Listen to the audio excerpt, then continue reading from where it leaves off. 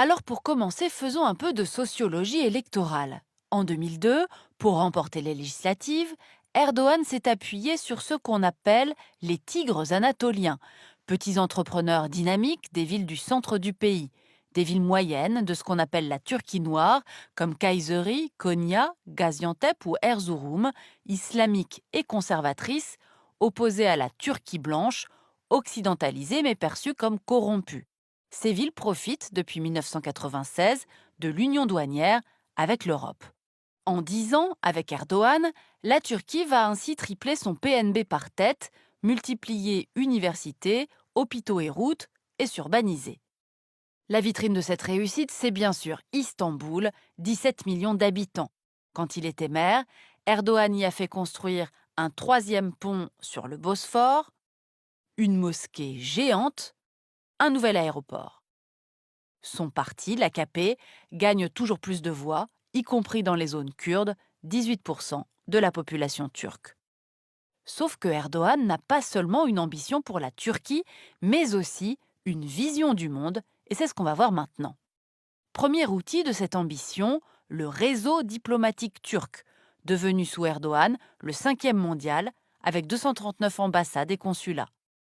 La Turquie d'Erdogan se montre également très active à l'ONU.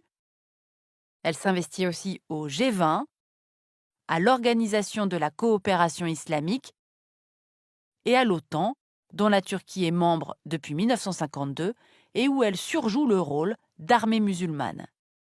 Deuxième outil pour exporter cette puissance turque, les entrepreneurs, on l'a vu, très efficaces pour vendre des produits agricoles et industriels au Moyen-Orient, en Russie, en Asie centrale turcophone, ce qu'on appelle le Touran, dans le Caucase, en Europe et même jusqu'en Afrique.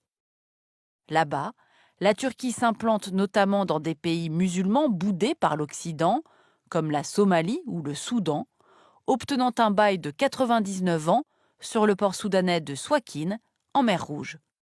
En 15 ans, les échanges vers l'Afrique ont triplé, atteignant 20 milliards d'euros. En contrepartie, la Turquie importe matières premières et énergie, ici gaz et pétrole, qui lui font défaut. Troisième outil, le tourisme. 35 millions de visiteurs en Turquie en 2014, 45 millions en 2018, la compagnie nationale Turkish Airlines faisant partie intégrante de cette stratégie de puissance. Puissance diplomatique, puissance commerciale, mais aussi diffusion d'un modèle culturel turc.